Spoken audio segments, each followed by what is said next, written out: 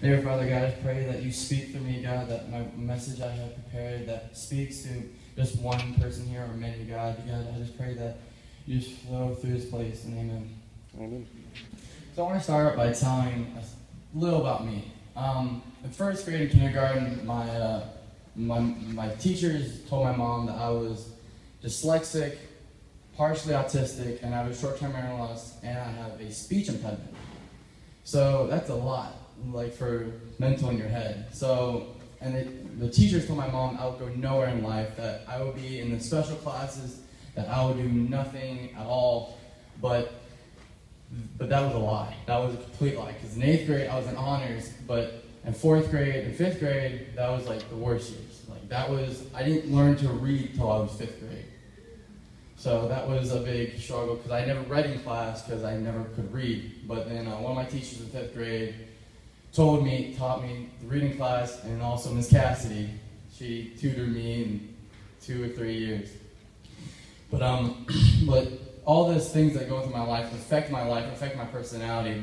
And it's really hard going through day and out thinking that, I have all this stuff, and basically I'm like, in school I'm worthless. I couldn't read, I couldn't do anything. But this verse right here, Proverbs 16:4, God made everything with a place and a purpose, even the wicked are included, but for judgment. So that verse basically tells me that everything has its place and purpose. The reason why I'm dyslexic is because it made me who I am. I wouldn't be at Calvary if I wasn't for dyslexia, because Calvary has a, what's it called? Scholarship. And my parents couldn't pay for a school, so I go to private school. My mom found out about the scholarship. And she found out, and she enrolled me in Calvary, and really I've been here all my whole life. The verse basically says to me every day, I wake up and I say, there's a reason why. And that leads me to the message. There's a reason for all. No matter what you're going through, there's a reason. And it also reminds me of a story in the Bible. When a woman got pregnant without being a man, the same boy, when he was 12, he went to his parents and said, I'm about my father's business. He was baptized by his cousin. The same boy was called the Messiah, Son of God, King of Jews. The same man was betrayed by his followers, which led him to the death of the cross. It's just Jesus. Jesus died for us for a reason, not for us just so we can go out and party every Friday night, so we can, just do that. Be real. Next paper. But there's a reason for all. And when I thought about this, God spoke it to me. There's a reason, because most of you have a problem in your life. Some of you have a challenge that you can't get over, that you say, God, why is this happening to me? Why is my parents getting divorced? Why is my mom in the hospital? And there's a reason behind it. I'm going to tell you a quick story about one of my friends. This summer, his parents told him that they're getting a divorce. And this is one of my best friends. I'm really known to him. He calls me and he goes, dude, I'm like, what? And he goes, my parents are getting a divorce. And I know most of you, this is a big thing nowadays, parents getting divorces. And it's really hard for, teenagers and middle schoolers to see our parents split up because we looked up to them. But basically, there's a reason why your parents broke up. I don't know why. Maybe it puts you here where you're at now, but God only knows. And there's another story, that this is the big story that, affected my life and affected most of my friends. A couple of years ago, one of my best friends, I have a lot of best friends. The best friend, his mom had to go to the hospital consistently, had to get surgeries, over 20 or 30 surgeries. But it didn't really affect my life till last summer. Last summer I went to my friend's house and he said, we just gotta stop by my mom. She just had surgery, we're just gonna see how she's doing. So as we go up there, we see her screaming, just in pain, just screaming. The whole family's there and me, and she's just screaming. And for 2 hours, 3 hours, we're walking around. I had to walk around with the baby because his sister had a baby, so I would walk around the hospital for 2 or 3 hours. And that night, the dad said, "You can go home, Dakota. You know, you don't want to be here. You don't want to be here." But my friend said, "I'm staying." And I said, "Okay, I'm staying with you." And through that entire night, we stayed up all night long. The mom was saying, "I don't want to live anymore. I don't want to live anymore." And right then, that night, changed my life. Because I saw the pain she was going through, and I saw the pain my friend was going through, and it really encouraged me how tough he was, because he wasn't giving up. He really strived, kept on going, not ending. But she got out of the hospital a couple months ago. She kept on going in and out, in and out. But I don't really know the exact date, but sometime before school ended last year, she died. And that really affected my life, because she was like a second mother to me. She was there for me when I went to my friend's house. You know, I walked by her room. She would, "Cody, come here," and just talk about, you know, my life. So she was like a second mother to me. And my best friend was like a brother to me. So, you know, it was so hard seeing that, going after she died, going in the house and seeing that she wasn't there, seeing the pain, the family and the pain. But there's a reason why the mom died. There's a reason why your family members die. There's a reason why your parents get divorced, and there's a reason why you have challenges in your life. I'm also going to talk about the little things. There's reasons for the little things, even the smallest things in your life. Down to the shoes that you wear, down to the bones you break, bones you pop out. Well, I'm going to tell you a story about me again. It's about in 7th grade, I popped my kneecap out. Yeah, I popped my kneecap out. A friend fell back and his head hit my knee out of place. And I was actually going to do football 8th grade. So, you know, that really ruined my sport. I was going to do sports, but that did not do anything. Now that stopped it. But I saw that there's a purpose, there's a reason why my knee popped out, because if I was in sports, I don't think I would be here today. Because last year, my friends left to school for a sport and stuff, so I would not be here today. So there's a reason for all. I'm also going to tell you about your family member not being there. There's a friend of mine that his dad was never there for him. His dad doesn't even live in the same state as him. Dad just sends him money and just doesn't visit him once in a while. But I know him for a while, and it tears him apart. It just tears him apart. But the reason that his dad not being there made him who he was today. But there's a reason for all. Basically, that's how I live my life. Every morning, if I get on the test, there's a reason. No, there's not. The reason I got an F on my test is because I didn't study. That's the full reason. Because I'm lazy. But there's a reason for all. Because the challenges that God placed in your life is not so you can turn around and go smoke weed so you can get high for 4 hours. Not so you can turn around and drink for 4 hours. Not so you can turn around and cut yourself. No, it's so you can bust down that wall and get through another challenge. God made those walls, as Pastor was saying earlier, these walls are made to be bust down and tear down, not for you to stand here and walk away from it. So, and on the other side of the wall, there's more challenges. You're not done yet. You're all in high school. I'm in high school. We have so many more challenges. But I want to get to you guys, I want to get in this head that there's a reason why these things are happening to you. That not for you to give up and just tear down, because I could have gave up on school in 5th grade when I couldn't read. I could have gave up on everything when I couldn't do anything. I couldn't do anything. I had such a hard time learning, and it's just hard for me. It's really it's the hardest thing. I see my friends sleeping and getting A's, and I'm just sitting here listening to the teacher, forgetting what she says because short-term memory loss, and getting F's. But no, I kept on going. I kept on studying when I wasn't lazy, to be honest. I don't really study that much, but on the other part of that. But the challenges are not made for you to run away. My friend, he's really close to me. He had this challenge in his life that causes to him, he thought he wasn't going to graduate high school. And he kept on having anxiety attacks, and he comes to me every week, and he would just be so angry, be like, I'm not going to do anything. I go, no. This is a challenge, and you're going to get past this challenge. There's a reason for all.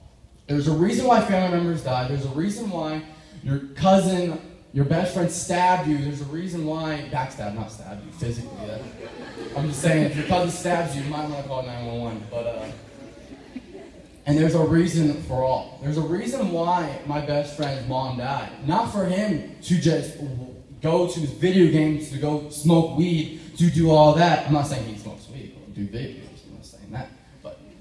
But the challenge is to him to strive on, to get through the hard times, because the hard times make him who he is. The reason I'm in Dakota today, most of you know me, I'm Dakota. All my friends say, when I see Dakota, it reminds me of you. Because it made me who I am. I'm always happy. I'm never depressed because there's a reason for all. Last week, and when Pastor Allen was here, most of you know on Facebook, me and my girlfriend broke up after a year. And it was a hard decision. I was thinking about it for a while, and God has told me, I don't like to use the excuse of, God, but He just told me that He's not done with me. He needs to build me up. So I told her, and she agreed, and I said, to work on you too. And the reason why we broke up is so we can get stronger, because high school relationships are the hardest things ever. I'm telling you that. If you don't listen to the pastors about what high school relationship, it is hard. You might think the first couple months, but after a year, it's gonna be so hard.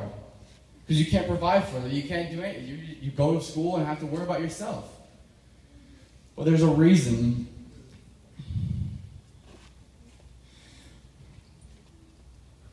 But I just want to tell you guys that if you're having a hard time understanding why there's challenges, because there's a reason, because God makes us stronger, makes us, who we are today. The friend that his mom died is Timmy. Timmy is strong today. He is one of my best friends, my brother today. His sister's right there, Cindy. They are a strong family. I pray for him every time.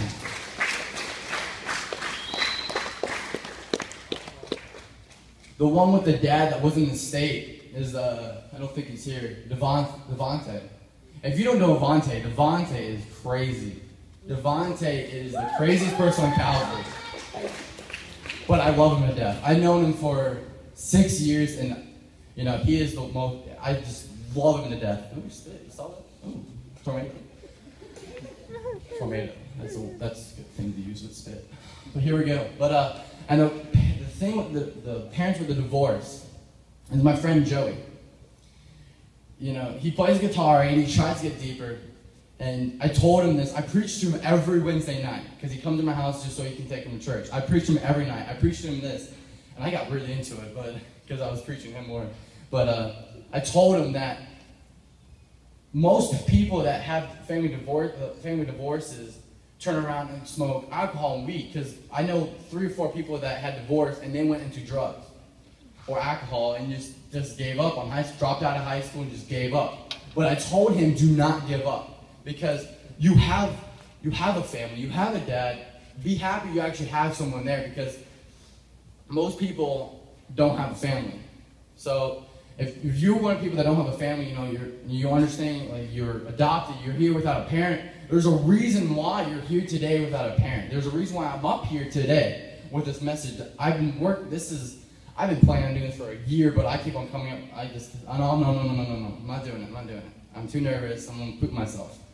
But was that kind of graphic? I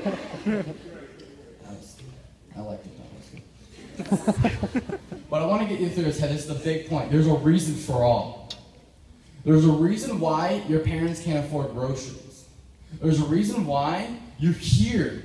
Most people hate this school. I don't understand why you hate this school. Most people, I don't get it. They're like, oh, this school is stupid. Why are you here then? Like, don't complain about the school. Don't walk around the campus cussing when there's a rule, do not curse. Cursing is one of my pet peeves. It's disgusting. It really puts when I look at you and you curse, I put this face on you, and it just gives me this picture of you, and it just puts a bad picture on you. That's why my friend Joe, he was horrible last year. He would curse up a storm. But you know, every time he cursed, I punched him. I know it's not the best thing to do, but, you know, best friends be best friends. Punch each other in the face. But if you want me to punch you, you let me know and I'll punch you. Not hard, you know. But I'll get you to stop cursing. But cursing, the thing is, this is not my thing, but cursing, what it is that most people say, oh, it's just words. It's just a word. It's not bad. It's not like a rule in the United States. It's not bad. But your thoughts become your words become your habits, and your habits become your life. That's actually, there's a poster in Mr. Heckman's. If you walk in, it's on the right of the door. Read it. And the poster just changed me. Whatever you think of puts you where you are. But I want to get to the back to my thing. I don't know how I got back there. There's a reason for all. And you're still having troubles for figuring out why you're going through these challenges now or why you went through them, just ask God. And He will show you where you're supposed to be in your place. Because there's a reason why you were homeless a couple months ago. There's a reason why your best friend went out with your ex. There's a reason why your best friend moved. There's a reason why your sister died. Not so you can cry about it every night. Sure, crying is good, but not good, but like, you know, get your emotions out. But because death, it changes you. It changes. I know a couple people that had family members die in the past year.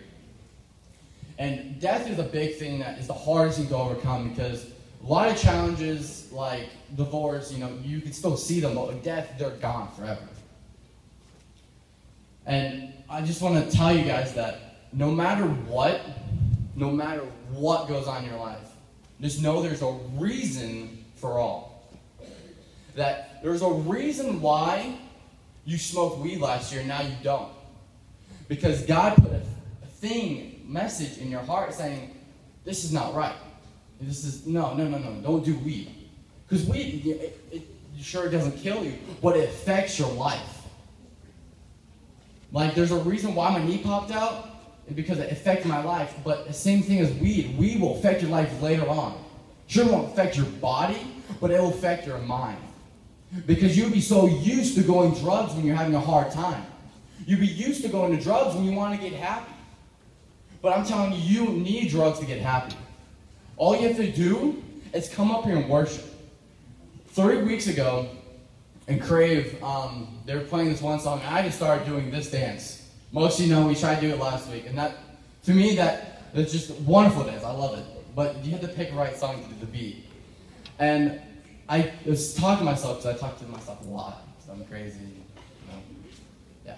So I was talking to myself, and I said, well, if I do this, why can I do this and surrender?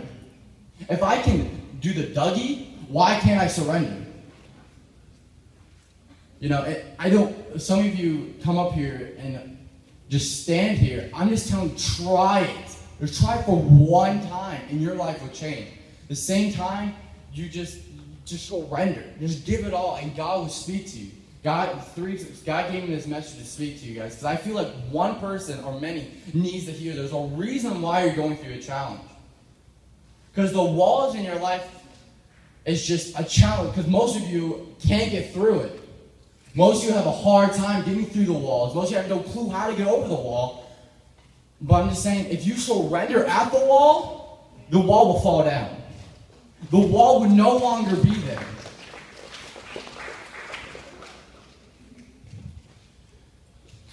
Got the band. Be straight up. I'm a straight up guy. You know, I'm not if you're going to have a conversation with me, you know I'm going to be straightforward. If you're going to say, do I look fat? Yeah, you look fat. Lose some weight, you 350 pounds. 1,000 pounds. No. That's not. No. Size doesn't matter. To me, like, God made you the size you are. There we go. Here we go. You ready? There's a reason why you're 4 foot. Ooh, Tristan, where you at? I'd throw some jokes in there. Come on, make it happen. But back on the small things. But people don't understand that there's a reason for the small things. That there's a reason why I'm 6 foot. There's a reason why I'm in 11th grade. Because I'm supposed to be in 12th grade. I'm supposed to be a senior this year. But in first grade, I couldn't do anything. I don't think I knew 2 plus 2 in first grade. That's like you should know 2 plus 2 in first grade. But I couldn't do anything in first grade. Huh? No, it's 6. Come on. But there's a reason for the small things. I'm gonna do one of the things I do. This is weird, but I know by your shoes. The shoes you wear, I know who you are. Yeah. If I just see your shoes, I know who you are. It's kind of weird. I don't know why I do this, but when I walk in the bathroom, someone's using the restroom, I know who they are because I see their shoes. It's weird. I don't know why, but even the small things, down to the F's you get. But the F's you get is because you're lazy. It's not because I have a disorder that causes me to forget what the teacher says, not cause me to not write everything backwards. It's just, the reason is that most of us are just lazy. The friend I was talking about that Joey had, he was having trouble, he wasn't going to graduate. And the one thing he goes through is laziness. Oh, I'm getting real right here. And every single one of you is lazy here. I'm telling you, most of you, you get D or F, and you're like, oh, thank you, I didn't get an F. Or I got an F, but oh, thank goodness not at 30, But I don't understand. When I think of, when I get an F, or when I get a D, it puts this emotion in my heart. It's like, wow, I'm horrible, I'm not horrible. But I'm just, it just affects me. But talk about the wall again. I'm breathing too hard. But there's the wall. If you just surrender, it's one time. I'm saying one time. If it's here, it's when you're taking a doo-doo. It could be anywhere. It literally can be anywhere. I surrendered in the shower because this morning, actually, I was out of it. I'm done. I didn't want to. I was so nervous coming up here, but I felt like God placed this on my heart for someone in here that needs to know that their mom died for a reason, that their grandparents died for a reason, that your sister died, and that your parents got divorced, and your friend just left or backstabbed you. There's a reason. There's a reason why your dad abuses you. It isn't not because your dad hates you. I don't know the situation, but the reason why people go through abuse is to make you stronger. God puts these challenges, these walls, so we can overcome it and get stronger. These walls they build us. As you surrender, it's like you weightlift. You're taking the wall and you're throwing it. And your next wall, you're stronger, so you can overcome the next wall. God won't put you through multiple challenges until you're done with his first challenge. His first challenge could be multiple things, but he won't put challenges that you can't overcome. All the challenges he's going to put are the ones that you can overcome. He's not going to put, I don't know, a challenge of you being the president when you're in 6th grade. He's not going to do that because that's going to be hard. But if you're starting, you still haven't surrendered. You have a wall in your life and you can't get past it. You're having just a hard time. You can't figure out why. God, why are you doing this? Why did my mom die? Why can't we pay for food? Why? It's to make you stronger. And you're still having a hard time. I want you to stand.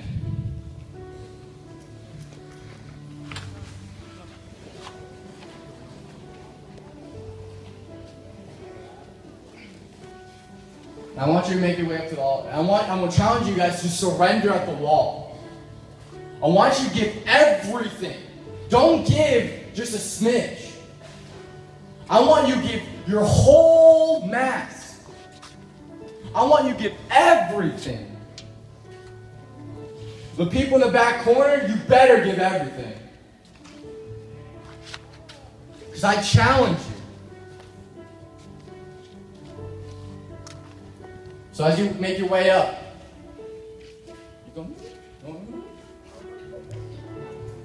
as you make your way up, I want to challenge you guys to surrender. You can come up here. Just surrender. If you're having